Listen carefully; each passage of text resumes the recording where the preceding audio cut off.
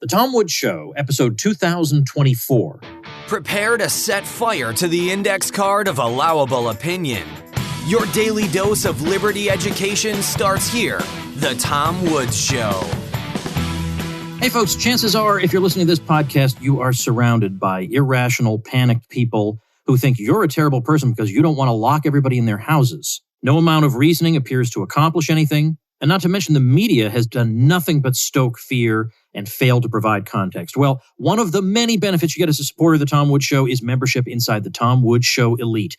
Recently migrated off Facebook, so if that was holding you back, no longer. This group will keep you sane and informed, and as an added bonus, it won't accuse you of wanting to kill your grandmother. Join me in there at supportinglisteners.com. Hey everybody, Tom Woods here. Matt Ridley is back on the show today. I think he's one of the most interesting people I read. His newspaper columns, his books, always make me think. They're always original, compellingly argued, and persuasive. He comes to us from the UK. He has been a conservative hereditary peer since February 2013 with an elected seat in the House of Lords. And we're going to be talking about his brand new book, co-authored with Alina Chan, called Viral: The Search for the Origin of COVID-19. Matt, welcome back. Great to be back on the show, Tom. Well, I thoroughly enjoyed reading Viral. I have followed, of course, this topic, as everybody has, for quite some time, but I've followed it more in terms of the government response and the effectiveness or otherwise of the various interventions. And although I know that the question of the origin of the virus is of great interest, I haven't followed it myself, just a little bit, just enough to know about what happened in the Lancet early on, and people were strongly discouraged from considering the lab leak thesis for a while, and that the pendulum has swung back a bit. But your book, I had no idea what was going on fully until I read it. So, well, yeah, there's a huge amount of detail, and we just felt that it was such a maze we were entering. You know, every passage led to another passage and so on, that we just wanted to set it out at book length so that people could appreciate the amount of information that's been got, but the amount of information we're still lacking, and what a fascinating story it is, how many different angles there are to it. It is fascinating. Can you start off, you mentioned it in the book, but telling us about your co-author and how the two of you came to work on the book? And it's interesting, even to this day, the two of you still have not met in person? No, we have now met. We met about a month ago. Oh, okay. After the book came out, I guess. After the book came out. In fact, to unbox the first copies. Oh, how about that? Which was nice timing. And that was in Boston, which is where Alina Chan, my co-author, works. She's a brilliant young molecular biologist at the Broad Institute of Harvard and MIT, a medical geneticist, really. And she was making interesting contributions. And right at the start, when we encountered, she had just published a paper, a preprint, saying this virus is better adapted to infecting human cells than it should be so early in a pandemic. And this set the cat among the pigeons, because she said one possible explanation for this is that it's been in a laboratory in human cells. Neither she nor I thought that was likely at the time. We believed the conventional story about it coming from a market. But I found her to be a very useful source for articles I was writing on the topic. And then she became a brilliant user of Twitter, of all things, to discuss, papers that came out, ideas that came up, hypotheses that had to be considered. And she was just always very acute. So after a bit, I became very reliant on what, if Alina thinks something, then it's probably right. I would check things with her. And after a while, I said, this is getting so complicated, it needs a book. I know how to get a publisher and write a book, but I'm not sure I understand enough molecular biology at enough level of detail. I do, but I wouldn't mind having a helping hand to, a sounding board, as it were. Would you be that person? And it can then be your book as much as mine. I then wrote a first draft. She rewrote it almost completely. I then started sending her rewritten chapters. She would send me them back overnight and so on. And we just swapped texts and documents and ideas and conversations online for the best part of a year, at the end of which we had a published book. And it was an extraordinary experience. And then we met each other. It's very moving, actually, to meet someone you've been working very closely with for a year. I hadn't kept up with the most recent developments, I guess, because in the book, at the time the book was released, it said you had never met, and I thought that was quite interesting. So I'm glad that did actually come to pass. I got through chapter 1, and I thought, I don't know how to do an interview on this book, because I do a roughly 30 to 40-minute program, and I thought chapter 1 on the copper mine could be an episode. So we're going to be selective here and understand that every argument Matt makes is 10 times more complicated than he's presenting it here, just for the sake of time. I want to jump ahead to the very end of the book quickly, though, because at the end, you say, I think, first of all, this is not a polemic, this book. You take a very measured tone, and you say at the end that, of course, we don't know for certain what the answer is, whether the virus is of purely natural origin or if the lab leak hypothesis is the correct one, but we do know that at the very least, the lab leak hypothesis needs to be taken very seriously, and there does seem to be some evidence in its favor. My feeling about it as a non-scientist is that if it should turn out to be the case that we can prove definitively that the virus is of purely natural origin, there is nevertheless an awful lot of strange and unnecessarily obstructionist behavior we would have to account for. That's right. It surprised us just how much obfuscation we came up against. I mean, right at the beginning, we encountered the fact that the closest related virus to SARS-CoV-2, the one that causes the COVID, came from southern Yunnan. But the team that found it in their freezer in Wuhan just said it had been collected in Yunnan. They didn't say where, they didn't say under what circumstances, they didn't say they'd changed the name which they had. And all that had to be dug out by other people. And then this happened again and again and again. Eventually, in the middle of 2020, there's a brilliant Spanish guy who we were using as a source, who's a very good technology consultant, just knows how to interrogate data.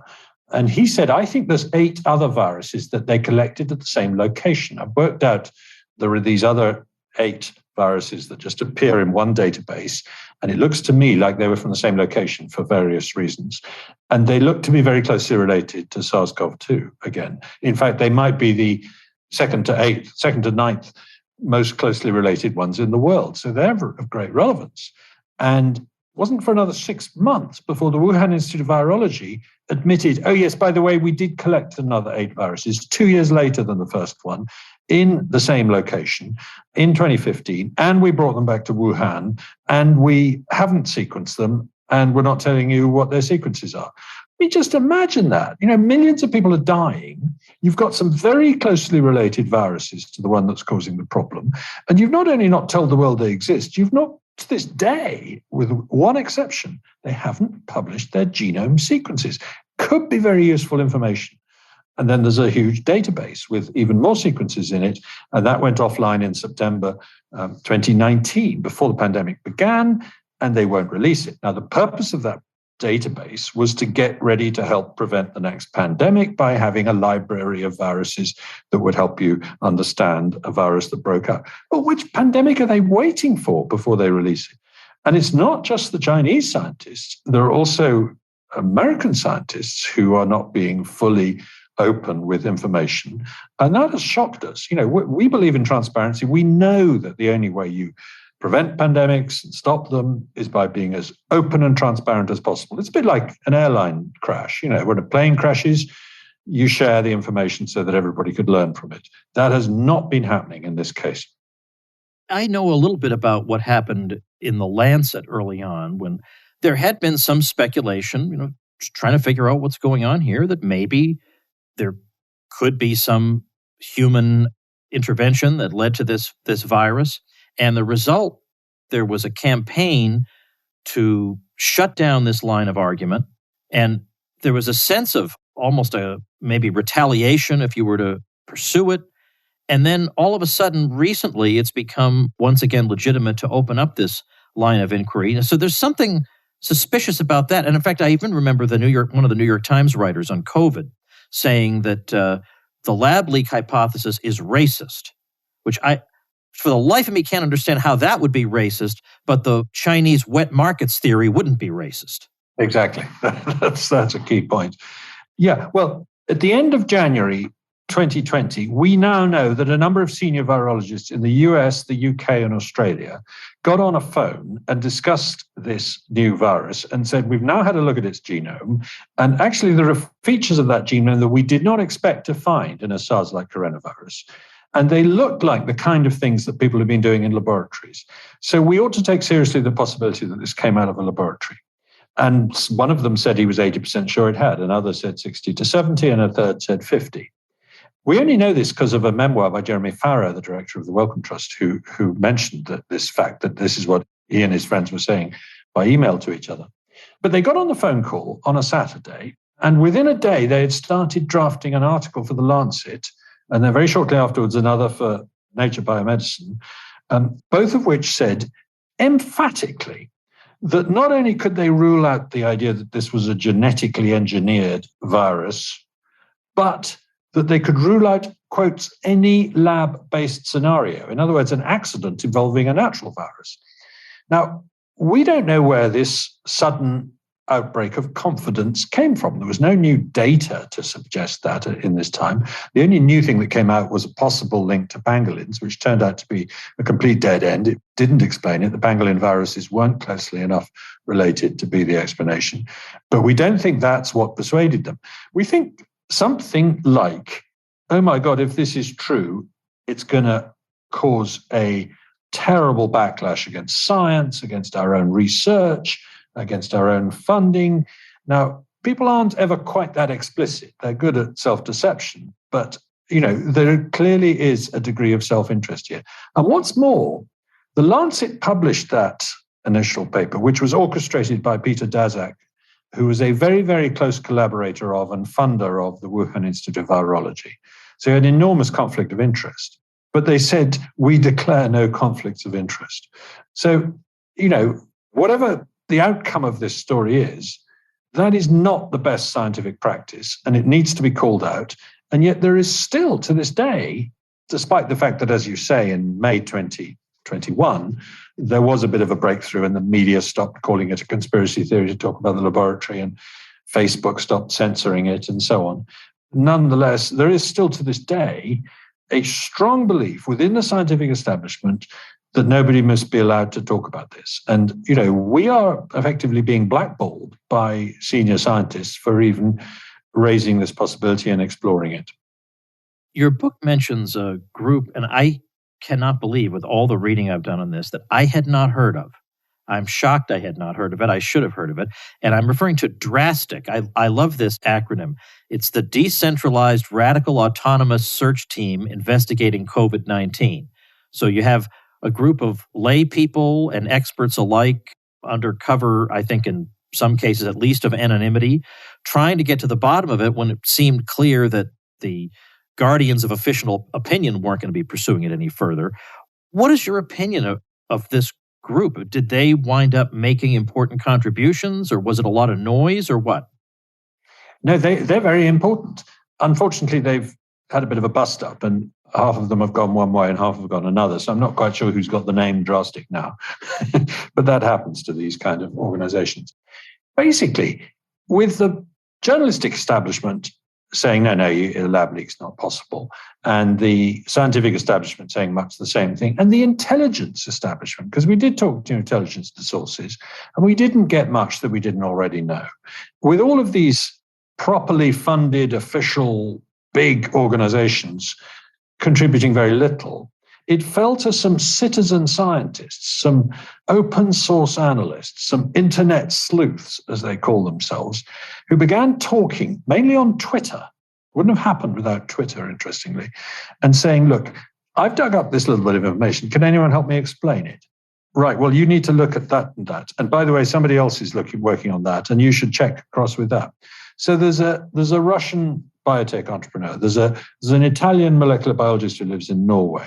There's a Spanish technology consultant of extraordinary intelligence. There's a brilliant guy in India called the Seeker, and he made some extraordinary contributions because everybody thinks he must work for the CIA or Indian intelligence. It's not true. He's just a very intelligent young man living at home with good access to the internet who decided to dig into Chinese websites. And he knows exactly what to do. As he put it, he knows how to make search engines work for him.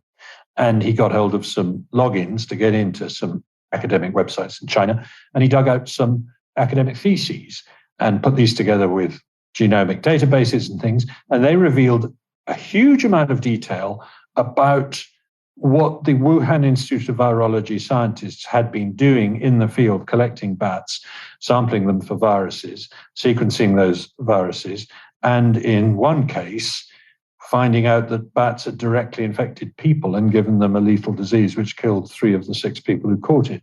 So without these amateurs, if we can call them that, people doing stuff in their spare time, we wouldn't have been able to write this book. Now, the nice thing about the story is that some of those amateurs got started because of us. So it's a little bit of a circular argument. We're not members of DRASTIC. We don't regard ourselves as having sort of joined any group on this. We're trying to stay independent. But, the seeker only started looking when he started reading Alina's papers. And Francisco began looking at Spanish after reading one of my articles. So it's a really nice example of citizen science. Ordinary people with good brains and a strong nonsense detector in the front end of their mind can achieve a remarkable amount just by exploring the most obscure recesses of the internet. I want to ask you what I am sure is a dumb layman question, but it occurred to me reading your book. When you talk about that Chinese copper mine and the half dozen men who became very ill and several of them died, and it looked like they had been infected by some mysterious virus, and then we find out later on that the similarity between this virus and the one we're struggling with right now is on something on the order of over 98%. Then 96%, yeah. 96%. Then why didn't the pandemic start with those men and the people they came in contact with in the hospital back in 2012? Right. Well, that's a really good question. We don't know for sure what the virus they caught was. Everybody at the time thought it was a SARS-like virus. Symptoms were very like that. They'd been collecting bat guano in a disused copper mine, as you say. They'd been obviously exposed to very heavy doses of some virus. And that was enough to give them a disease, and the disease was lethal. But what it doesn't seem to have been is very infectious. None of the healthcare workers got infected, and so it wasn't capable of starting a pandemic.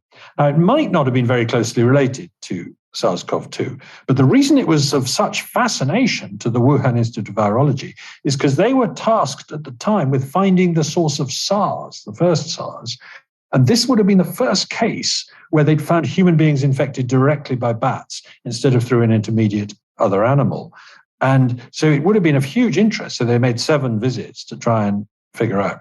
Sometime between that outbreak in 2012 and 2019, either there or somewhere pretty close to there, possibly in Laos, because we've now found a virus in Laos that's similar, a very similar virus with an extra feature in it called a furin cleavage site, which enables the virus to be much more infectious, got into human beings. And we don't know who was infected or where they were infected.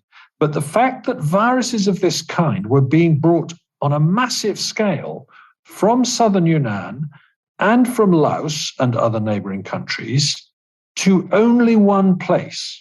They weren't going to Beijing, they weren't going to Shanghai, they were going to Wuhan, because that's where the scientists working on this problem were based.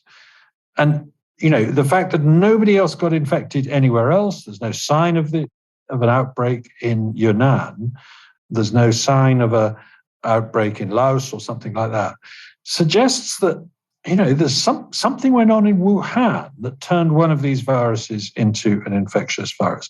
And that something might have been a bunch of laboratory experiments.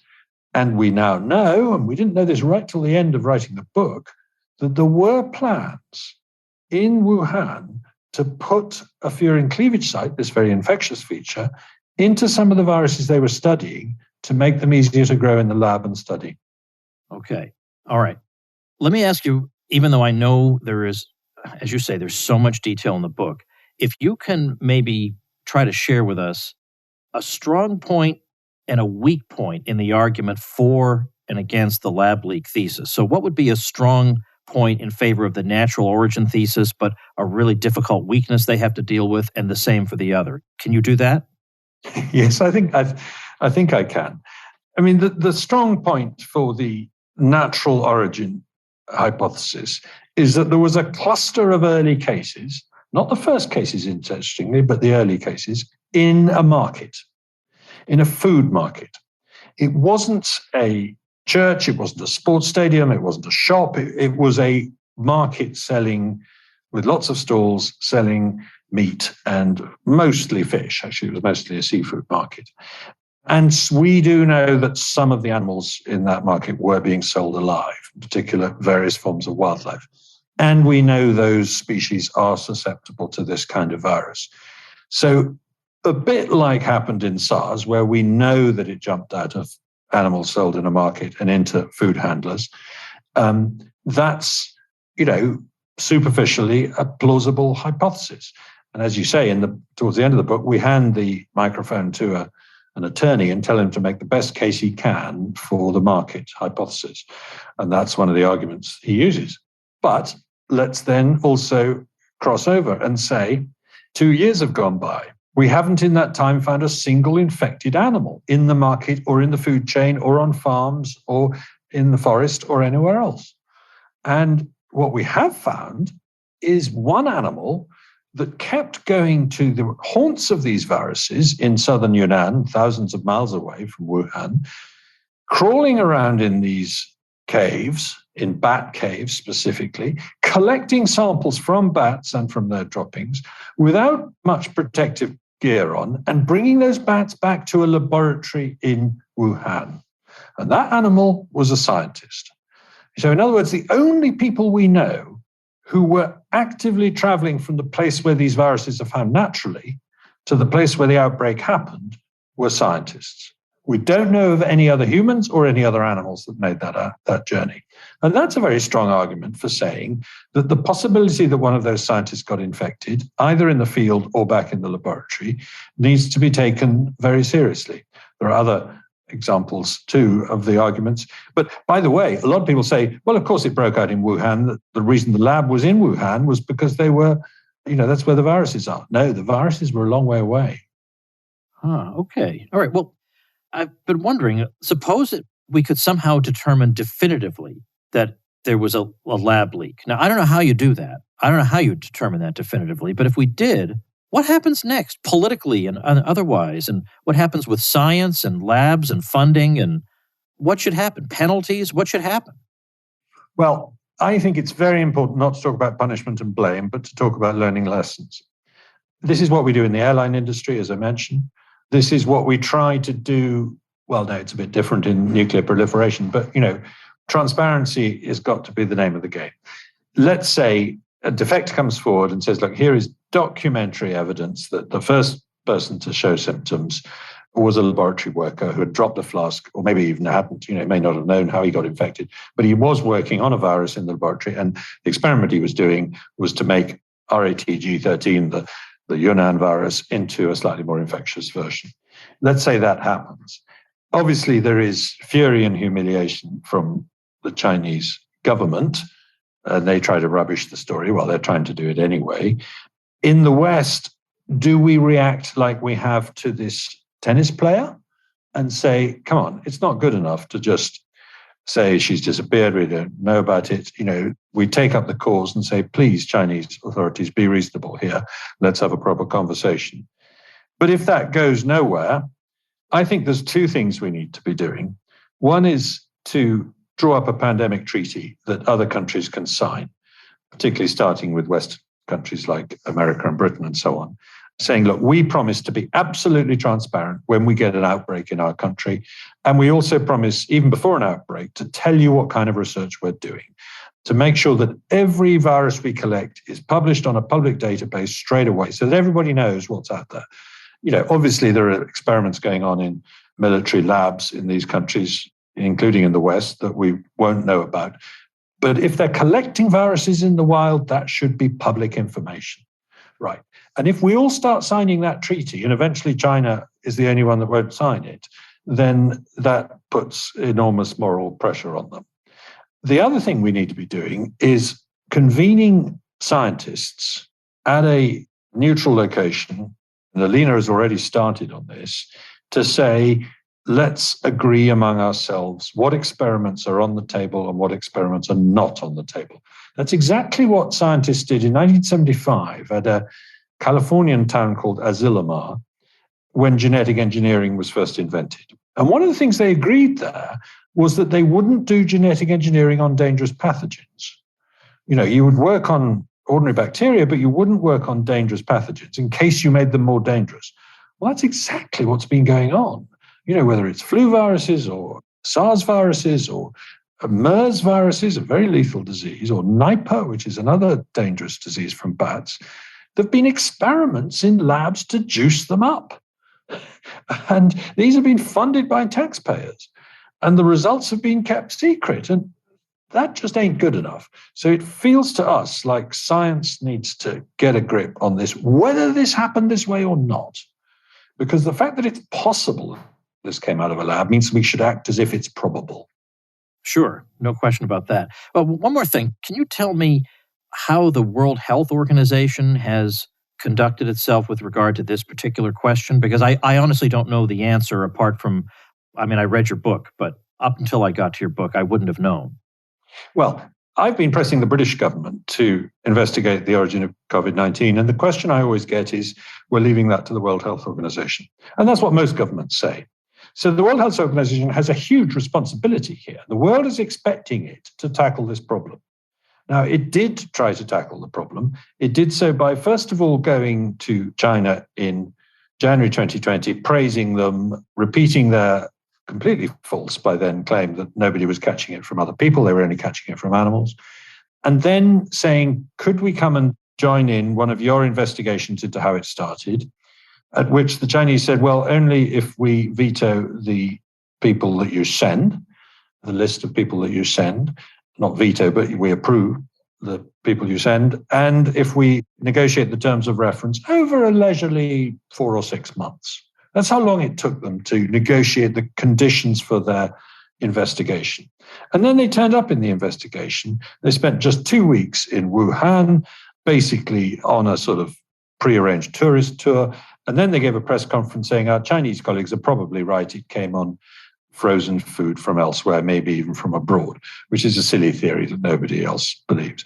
So I'm sorry to say that the World Health Organization, by saying it was investigating but not investigating properly, has actually prevented proper investigations happening to some degree. And I think it bears significant responsibility, therefore, and it should be heavily criticized for that. Well, is there, short of a full confession by a person who was directly responsible for a leak, is there some natural phenomenon, some piece of data, something we could discover in the natural world that could definitively settle this? And are people looking for that, whatever that thing is? Yes, I think there's a couple of things. The first is the names, not the names, but the rough identities and professions of the first people who got infected. We knew this in the case of SARS. We knew it in the case of MERS. Why don't we know it in the case of SARS-CoV-2? The Chinese have said, well, we've got some data, but we can only show you a summary of them. That's not good enough. Now, the intelligence community in the US thinks that 3 of the very, very first cases were lab workers. Now, I can't assess whether they know that to be true or not. So that's one piece of information we need, good contact tracing on the very first cases.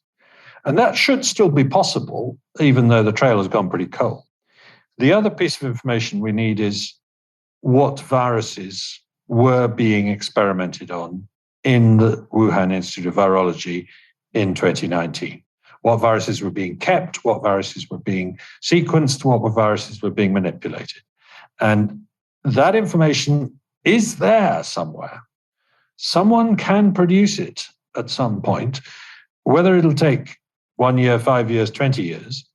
And by the way, if that information exonerates them, if the database showing all the virus sequence they had has nothing in it that's more than 96% related to SARS-CoV-2, then that's a pretty good exoneration. So they ought to be the ones mustard keen to let us in and look. That's what's so puzzling about this, is that if they really don't like the theory that it came from the lab, then they're the ones who should be rushing to be transparent. And that, to me, as I say, as a layman who doesn't know all the scientific details, is the thing that stands out. If you're sure that this is not what happened, you're not acting like somebody who's sure that this isn't what happened. But I suppose, perhaps with the passage of time, we'll get more information. I was wondering about writing a book on something where the information we have is almost certain to grow in the coming years. But then when I sat down with your book and I saw just how much we have now and how much there is for people to learn about this, okay, if you write a revised edition for the paperback edition, no problem. It was a great thing that you got this information out to the public. And as I say, of course, with a publisher like HarperCollins, it's very unlikely that it's going to be written as a polemic, which it is not. But it does ask very, at least implicitly, very pointed questions to particularly the natural origins thesis. So I recommend it strongly. Any final words before we wrap up and I urge people to read it? Yeah, just on that point of non-polemic, Alina was very, very fierce with me. She would say, no, that sentence is too speculative. We can't say that yet. We're not going that. Until we've got a fact to support that, we can't even discuss that possibility. And she was dead right. So everything we say in that book is backed up by something we know, or if we're talking about something we don't know, we make it clear that we don't know. And that to us was very important. We're writing about what can be said. Everybody wants to go off on speculations about whether there were bioweapon programs or, who might have been traveling with who at what date. Well, unless we know they were traveling with such and such a person on such and such date, we're not going to put it in the book. So we have tried to be very, very careful not to stray beyond the known facts. And I think that's more or less what the world needs right now. So I strongly urge people, you're going to find this fascinating. It's like a novel, really. And it's viral, The Search for the Origin of COVID-19 by Alina Chan and our guest today, Matt Ridley. Matt, I hope you have tremendous success with this, and thanks for being with me today. Thank you, Tom. All right, folks. Number one, make sure and read that book, Viral. You're going to find it as interesting as I did, I guarantee you. Secondly, if you have children, I have an item that could be of interest to you. You may have heard of the famous book, The Richest Man in Babylon. Well, now there is a beautifully illustrated children's book called The Richest Boy in Athens. And you, in this book, follow a young Greek boy who becomes the richest boy in Athens. And as you follow his adventure, you note his successes and failures, and they teach the reader how to be responsible with money. These are the kinds of lessons that, frankly, are not taught in school, but that we could all stand to learn from a young age, and especially when they're taught in a way that's so entertaining in the form of this adventure book. So it's The Richest Boy in Athens by Timothy Boyle, who is a Tom Woods Show listener, and you can check it out at therichestboy.com. That's his website, therichestboy.com. Timothy got the web hosting through my link, so I'm delighted to promote his website and book to you. And if you are thinking of starting a website or a blog and you'd like to get a leg up in terms of getting it before a sympathetic audience, then make sure and use my link and I'll help you out. I'll talk to my audience about it. I'll give you membership in my private bloggers group where we help each other out when we have problems and we discuss all these sorts of things. And also a bunch of video tutorials to help get you up and running really quickly. So get the details on how to get all my special bonuses over at tomwoods.com/publicity. Do that before you start your site. Go to tomwoods.com/publicity. Tomorrow, I'll just say we got a fun one coming up tomorrow. Do not miss episode 2025. I'll see you then. Become a smarter libertarian in just 30 minutes a day. Visit tomwoods.com to subscribe to the show for free, and we'll see you next time. Like the sound of The Tom Woods Show? My audio production is provided by Podsworth Media. Check them out at podsworth.com.